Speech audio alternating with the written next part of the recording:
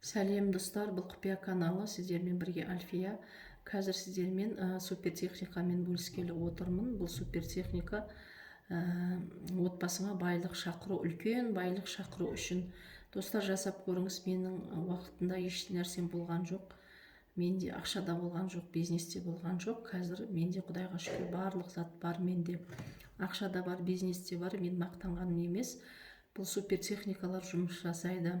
Достар, сіздер еш нәрсеңіз кетпейді, бірақ бұны 12 күн или 13 күн істейсіз. Мысалы, новолуние болады, жаңа ай туады. Жаңа ай туғаннан кейін растущая луна басталады. Растущая луна дегеніміз өсіп келе жатырған ай.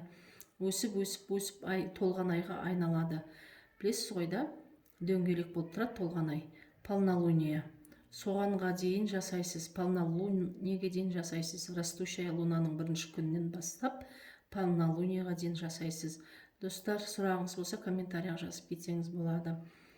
Көп сөйлеме, іске көшейін.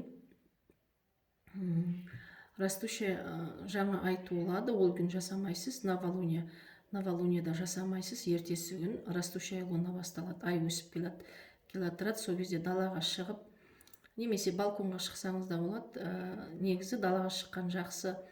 Бұны міндетті түрде кешке жасайсыңыз. Күн ұясына батқаннан кейін. Аспанда ай болсын, болмасын, бұлт болсын, күн жауып, жаңбыр жауып тұрсын, бұл маңызды емес. Главный сыртқа шығып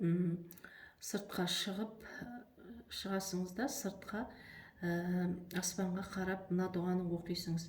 Аву параим, аву рузиим, виу шаверу. Отбасыңдағы адамдардың атын айтасыңыз. Үлкеннен кішкенесіне қарай. Кішкентай балаға дейін оқисыңыз. Үлкен адамнан бастап кішкентай балаға дейін атын оқисыңыз да, берекетім рузим альванут, берекетім альванут, рузим шариим, әмин деп 7 рет оқисыңыз.